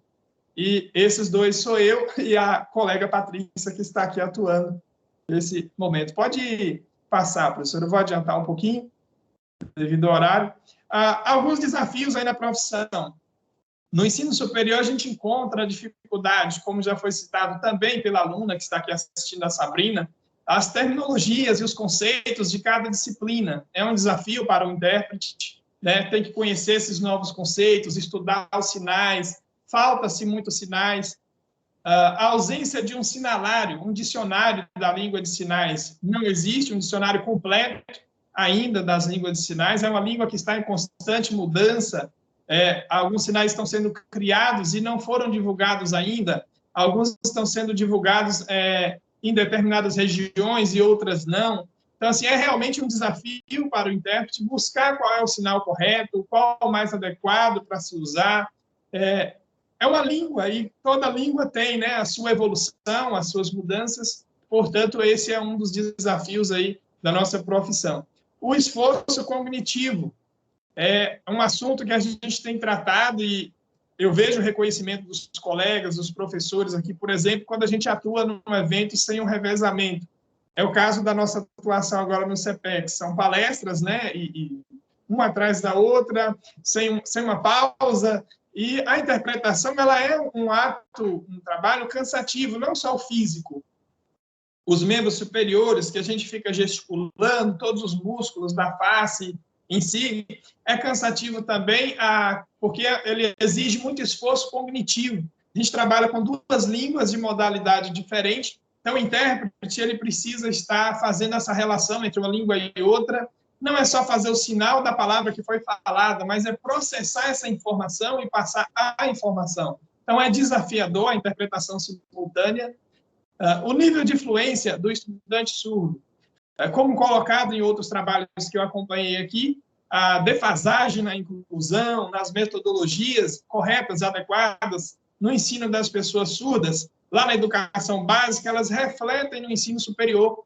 Quando o intérprete depara com um surdo que não tem uma estrutura gramatical da língua de sinais coerente, por esses motivos e outros, esse surdo vai ter dificuldade de compreender o que o intérprete está sinalizando. Então, a gente precisa adaptar a sinalização com mais explicações de conceitos do que sinais. Então, é um desafio para o intérprete conseguir lidar com essa questão. Pode passar, por favor. São as considerações, já finalizando. O TIUSP ele tem que estar estudando constantemente. Então, eu digo sempre que o intérprete é um eterno pesquisador. A gente não pode parar de estudar. E estudar não só a língua de sinais, estudar também a língua portuguesa, porque nós trabalhamos com essas duas línguas. No caso do intérprete aqui no Brasil, a gente interpreta do português para Libras e da Libras para o português. Então, tem que conhecer bem as duas línguas. Então, tem que estar estudando, buscando aí conhecer os novos conceitos, terminologias, né?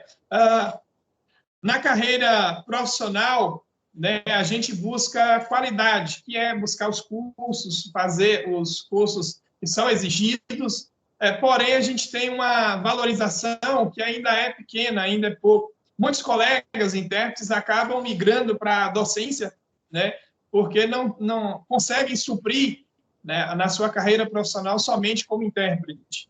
Então, é um desafio, fica aí para a reflexão de vocês.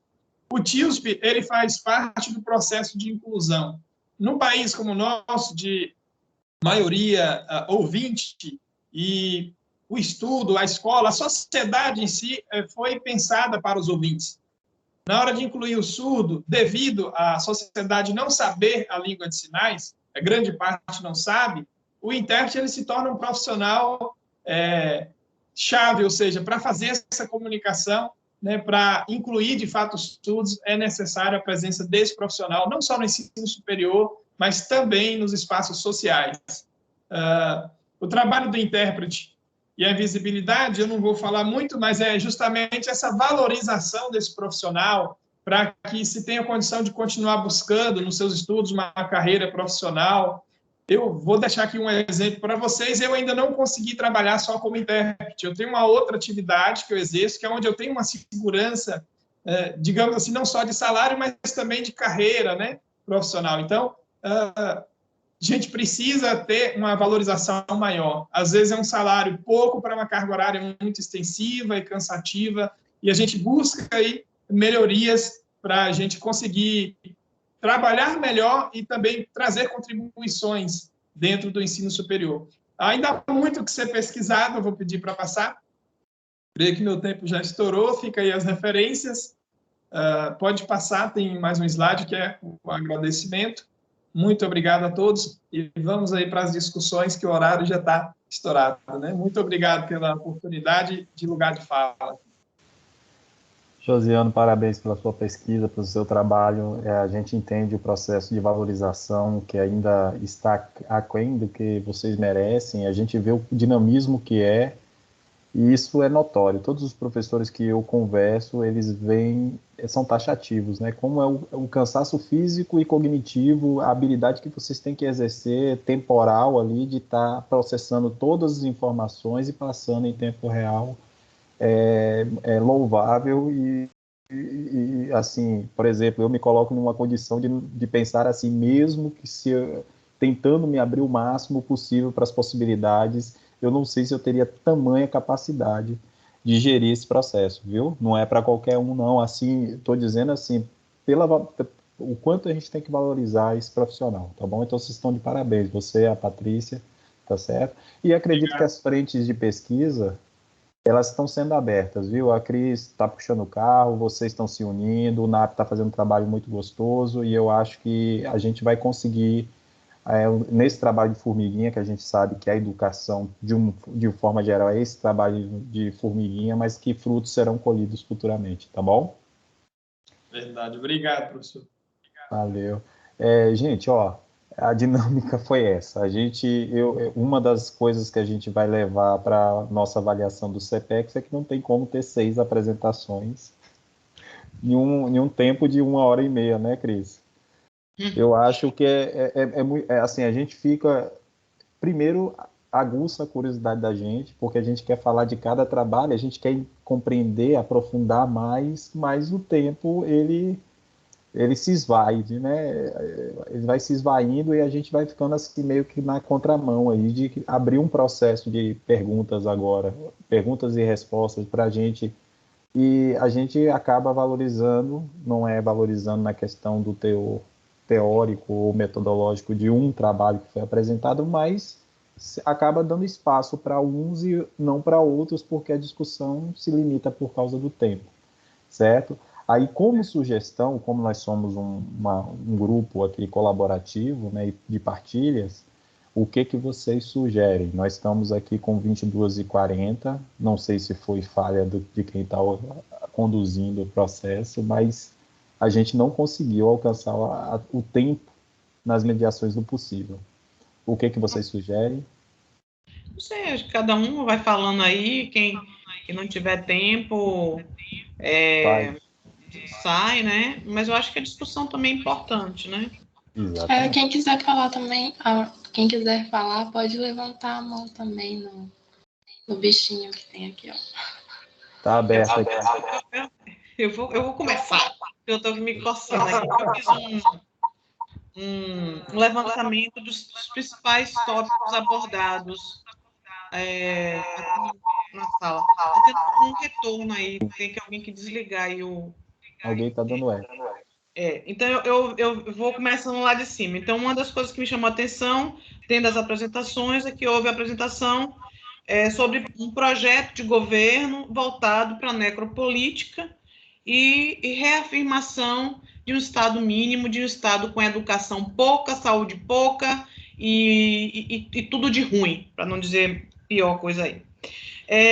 Nos trabalhos também apareceu o reconhecimento da diversidade, né, do multiculturalismo nas instituições educacionais, discussões étnico-raciais, a questão do racismo estrutural, né, o reconhecimento linguístico do povo surdo, da Libras, e aí eu coloco o trabalho último nesse também o trabalho de valorização do intérprete, porque quando eu reconheço a Libras também como uma língua, eu também estou colaborando com o reconhecimento desse profissional, que são duas coisas que podem parecer separadas, mas não é, porque a Libras não é uma língua reconhecida no Brasil, mesmo estando legalmente apoiada por lei. Foi falar também novas metodologias de ensino, né, com relação às questões da étnico-matemática, da questão do currículo, né, da necessidade de melhorar a educação de surdos, educação ambiental. Então, também saiu essas questões de novas metodologias, melhorias da questão do ensino-aprendizagem. saiu também, de alguma forma, a necessidade da gente ter mais um pensamento decolonial. O que seria isso? Essa libertação do pensar eurocêntrico, né? Que saiu pelos trabalhos da etnomatemática, né? Desse trabalho da visão do colonizador que está lá, que é o certo, que é o correto. Isso também saiu muito, né? Deixa eu ver o que mais que eu não falei. Acho que basicamente o que eu separei foi isso aí. E também veio tudo permeando também essas questões de relações de poder que a gente vivencia e que a gente tem que fazer um trabalho para quebrar e fazer um trabalho de resistência mesmo contra essa necropolítica, quanto essas relações de poder, esse racismo estrutural. É isso. A Pro fez uma reflexão geral do todo, né? Muito bem, um apanhado bem legal, bem tranquilo. Alguém tem alguma pergunta para fazer, queira direcionar para alguém, para algum trabalho específico? Pode abrir o áudio e falar, viu? Fiquem à vontade. Trabalho número 1, né, que foi dito, eu acho que é importante. Tá dando eco, Carlos. Eu não sei por quê. Agora. Você está com 2 equipamentos ligados. Desliga um e deixa outro. Eu desativei o mudo de um. Aí vê se agora vai. Tá funcionando. Essa não foi, não. Continua eco. Oi. Eu desliguei. Provavelmente deve ser mau contato com algum aparelho que seja também próximo a ele também. Isso, talvez pode ser aí, no caso. Melhorou agora? Ah, melhorou. No trabalho número 1, eu acho que é importante ele fazer a inclusão do aporte teórico de um autor que chama Raimundo Faral. Ele trata, né, na obra dele, chamada Os Donos do Poder. E é muito interessante, porque ele fala como que é a questão do patriarcado, né? É uma obra nova, muito boa. Excelente. No trabalho seu, Cristiane, eu fiquei agora em dúvida, realmente, em relação à metodologia, né? Quando você aponta, né, que os procedimentos seriam uma pesquisa etnográfica, mas eu acho que está mais ligada ao Trivinos, né? Como é uma aluna, e aí eu acho que já induz o estudo de caso. Você pode utilizar o Flick ou pode utilizar no Brasil Trivinos. Seu áudio está desligado, Cristiane. Não vai ser. Não vai ser. Não, porque você havia dito que seria nos procedimentos da pesquisa etnográfica. Isso porque foi como eu dei entrada. Isso porque eu dei entrada e foi pela linha. Ainda está em projeto, né? Tá. Ele não vai continuar, até porque eu não reconheço. Eu já conversei com a minha orientadora.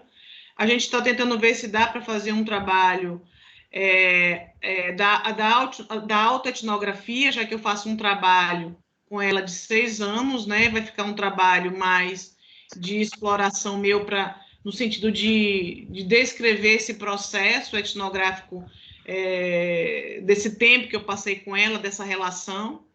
Mas também eu não vejo como estudo de caso, porque ela acha que eu não devo levar para o estudo da Universidade do Estado da Bahia. Devo ampliar mais. Ainda está em uma certa polêmica, ainda está numa confusão. Então, esse campo metodológico, para mim, está uma dificuldade, e isso tem me dificultado até fechar o projeto. Mas eu espero até o final, agora de dezembro, estar com isso fechado. Mas isso tem sido um entrave na minha pesquisa, até porque, quando eu dei entrada, toda a linha trabalha com a questão da etnografia, né? Mas vamos ver aí, eu não quero me estressar, não, para não ficar mais agoniada. No trabalho na qual a aluna dela, ela trabalha na metodologia da etno, né? Então é uma questão séria, até porque se nós vermos, quando a gente lê, né, os documentos do MEC, ele aponta que a resolução de problemas, que é a metodologia indicada, né? E aí, por exemplo, aí como que e a proposta nossa é trabalhar dentro do prisma teórico do Ubiratã, mas acontece que destoa porque a Prova Brasil, e tanto o Enem, eles cobram, né? A partir, né? As competências do aluno justamente acerca se ele sabe resolver as questões dentro do prima da resolução, né? E você, por exemplo, você tem 3 aulas na turma, você tem um conteúdo muito extenso, como que a gente dá conta de fazer isso, né?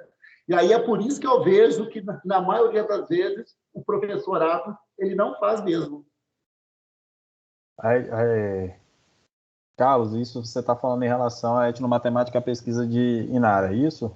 Sim, Então, eu vejo da mesma forma. A gente tem uma questão da condução do tempo e espaço, mas eu acredito que a gente possa criar estratégias onde a gente possa casar o programa da etnomatemática com algumas intervenções. Por exemplo, esse casamento é fácil de se fazer usando a resolução de problemas, porque como é um programa, ele funciona como uma sombrinha, né? O próprio Biratã fala isso, a gente pode colocar algumas tendências, por exemplo, história da matemática, por exemplo, resolução de problemas, né? Então, eu acredito que muito a gente pode fazer tendo o programa da etnomatemática como uma sombrinha maior, pelo menos de ponto de partida, crescer um pouco as nossas ações e práticas dentro da sala de aula, que às vezes estão limitadas pelo livro-texto, né? Eu vejo aquele material, eu tenho que dar aula de matemática, eu tenho que dar aula de regra de 3, simples. Eu vou dar aula dessa forma porque o livro só me traz aqueles exemplos que são pertinentes a uma noosfera que não foi, né, que foi pensado entre 4 paredes, mas que não chega à comunidade que a gente está trabalhando. Então, eu acho que é nessa perspectiva. Não sei se eu fui caminhando para o que você pensou. Eu sei que o tempo e espaço, e aí a gente vai falar de tudo, né? Porque o tempo e espaço hoje, a gente tem que ver que como o currículo é dinâmico, que nem a Inara colocou aí para a gente, esse currículo ele é flexível, ele tem que ser repensado, ele tem que ser vivo. A gente, dentro das práticas, a gente vai dando vida a eles a partir das demandas e das necessidades que a gente tem também, né? Que a gente compreende que é necessário para aquela situação, para aquela comunidade, né? Então, eu acho que a etnomatemática traz esse repensar. É isso que eu gosto muito do Biratã, que ele provoca a gente a sair da zona de conforto. Verdade. Né? A resolução em si, né, de acordo com o Borba, alguns autores da área, eles falam o seguinte: se você trabalha, né, a partir da metodologia que você vai trabalhar a problemática, eles falam que você consegue abarcar as demais tendências, né, de certa forma. Mas eu vejo o seguinte, porque o professor na sala, você tem que trabalhar a unidade X num tempo de X aula, você tem prova daquilo ali. Então, ele se perde. É uma loucura, né? Você entra numa sala aí de 6º ano, você tem 25 meninos, 30. Né? Então, é difícil, né? Você... a proposta é ótima, né? Mas na prática mesmo é difícil, né? Eu vou passar, mas eu entendi, para a gente não dominar toda a discussão, né? O Eberton está pedindo a fala. A Sabrina pediu antes, Clóvis, ela estava dando uma levantada. Eu me perdi aqui, obrigado. Sabrina?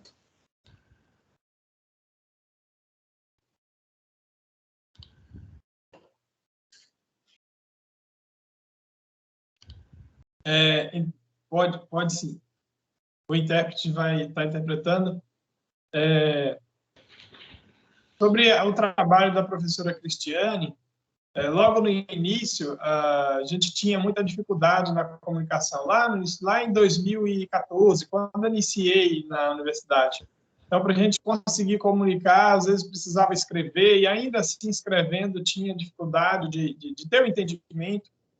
Depois ela começou a aprender os sinais, e hoje a gente já consegue uma comunicação, entre eu e ela, há uma comunicação. Então, assim, no Brasil, eu acredito que em outros locais também, existe essa dificuldade da comunicação entre as pessoas ouvintes e as pessoas surdas. E isso acontece também dentro da própria família. Às vezes, por exemplo, às vezes a mãe e o pai, ele quer aconselhar o filho, por exemplo, e o filho é surdo, mas como que ele vai aconselhar essa criança se ele não tem uma comunicação? Então, assim, mesmo entre a família, o surdo tem um certo isolamento social devido à falta de comunicação. Então, isso traz dificuldades e sobre a escrita, eu tenho recebido essa ajuda da professora Cristiane sobre a estruturação da escrita na língua portuguesa, porque é diferente a língua portuguesa, a estrutura da Libras e da língua portuguesa é diferente da fala, e o surdo não tem a fala, ele só vai absorver a escrita, então é complexo. Por exemplo, a professora Cristiane, ela escreve para mim para que eu possa conseguir desenvolver no meu aprendizado. Mas, se eu não conhecer essa palavra, eu vou ter dificuldade, eu vou precisar treinar, eu vou precisar aprender essa palavra nova e desenvolver o meu aprendizado. Então, é realmente um desafio, e às vezes demora um pouco para conseguir assimilar, tem que ter as metodologias corretas, e aí a gente começa a ver os autores que embasam justamente isso, né? Um trabalho que tem que ser feito com responsabilidade. É difícil para o surdo, né? Como que o surdo vai desenvolver nos estudos com essas barreiras? Sabrina, brilhante o seu desenvolvimento dentro da UNEB, né? A gente vê como você se comunica muito bem, você interage muito bem com a comunidade, né? Então, assim, esse é fruto de trabalho que você e Cristiane têm desenvolvido aí, que a Cristiane tem abraçado, desenvolvido durante esse tempo que você está tendo na UNEB, né? Então, assim, eu percebo o quanto a gente cresceu, quanto diálogo pró a essa temática, né? Então, assim, parabéns por todo o seu desenvolvimento, por tudo que você tem produzido dentro da UNEB, né? E logo está formada aí uma professora de matemática, né, surda, que pode se manifestar muito melhor, trazer muito mais para a área de pesquisa, por vivenciar isso, né? Nessa área, que no caso a Cristiane está estudando a inclusão, mas ela é ouvinte, né? Ela não sofre de ser surda, né? Já quem passa por todos esses desafios, eu acho que a pesquisa tem outro valor, né? Cris, quer falar alguma coisa? Não, deixa Bertão falar aí. Não, eu só quero perguntar ao professor Carlos para ele repetir, por favor, o autor que ele me indicou. Raimundo Faoro. Ô, Cris. Os Donos do Poder. Raimundo Faoro, Os Donos do Poder. Obrigado, Carlos. Ok, não adquiriu. Você tinha falado alguma coisa, Cris? Não, tranquilo. Tá certo. Então, pessoal, mais alguma pergunta? Eu estou vendo que Natália, do Colégio da Matemática, está aí, a Nath, estava o Ciro, está a Joyce. Quem mais aí? Alguém tem alguma pergunta para fazer para alguns das comunicações que queiram dialogar? Eu acabei conversando com o professor Carlos. Eu tenho uma coisa para lhe perguntar. Vocês não incluíram a BNCC, não, no trabalho de você com Inara, Clóvis? Eu vou deixar ela responder para você, porque senão eu tomo a frente dela nesse trabalho. Inara, não botou a BNCC, não? Oi, professora, incluímos sim. Ah, tá. É que como o tempo foi corrido, eu tentei enxugar mais um pouquinho os slides e falas.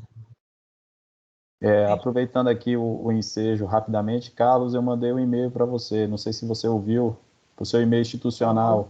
Porque eu uso pouco. Então, eu mandei para o e-mail institucional que eu tive acesso. Aí você dá uma olhadinha lá. para a gente tecer contatos acerca da etnomatemática. Carlos, passa seu e-mail aí. Me passa o seu, Clóvis, eu acho até melhor. Eu uso institucional, clisboa@uneb.br.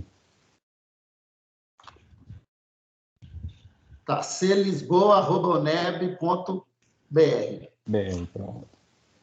Então, pessoal, mais alguma pergunta? Gente, desculpa interromper, mas se não tiver nenhuma pergunta, e se todo mundo tiver também a vontade de, né, ligar a câmera e tal, para a gente tirar a foto.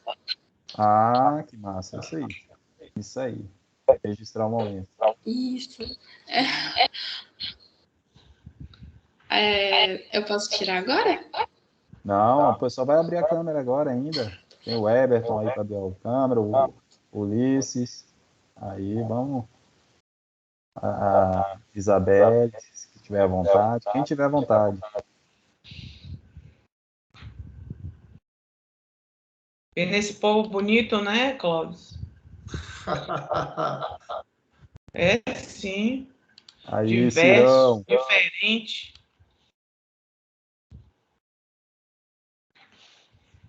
Pode ir? Cultural. Sim. Sim? Ok, eu vou tirar, tá? Calma aí.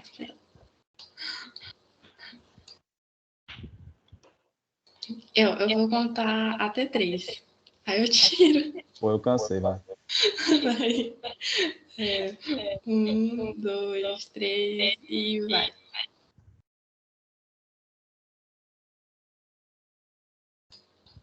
Quero deixar claro que pode usar Photoshop, viu, em mim? Tranquilo, então. Em mim também, pode usar, tranquilo. Fiquem à vontade, viu, porque... Eu já tirei. Mas então tá beleza. Tirei. Ô, gente, eu acho que estendemos até 11 horas. Foi maravilhoso. Amanhã tem mais CPEX. Continue com a gente, né? Estou feliz em ver e rever e conhecer. A comunicação está tendo essa dinâmica assim. A gente apresenta às vezes e fica esse gostinho de quero mais. Mas como a gente viu ali onde cada um está se alojando, então a gente vai buscar os trabalhos de cada um e cada um vai ler, cada pessoa que se interessar vai lendo mais e se aprofundando mais e tecendo diálogos, trocando informações aí, né? Eu acho que o evento é nessa perspectiva. E o que eu gosto do CPEX, eu venho defendendo isso, é onde a gente tem essa pluralidade de trabalhos, né, diferenciados em uma sala só, que a gente vai conversando e você vai compreendendo o outro, o universo do outro, e aí a gente vai se constituindo, tá certo? Então, eu agradeço e vamos encerrar os trabalhos de hoje e amanhã teremos mais. Tranquilo? Alguém mais? Cris? Não. Carlos? Não. Everton, Isabelle, Joyce, Gabriele, Nath, Inara, Ciro, tudo de bom para vocês, Ulisses, Sabrina, Josiano, Patrícia, um abraço a vocês, bom descanso. Clara, brigadão pela parceria.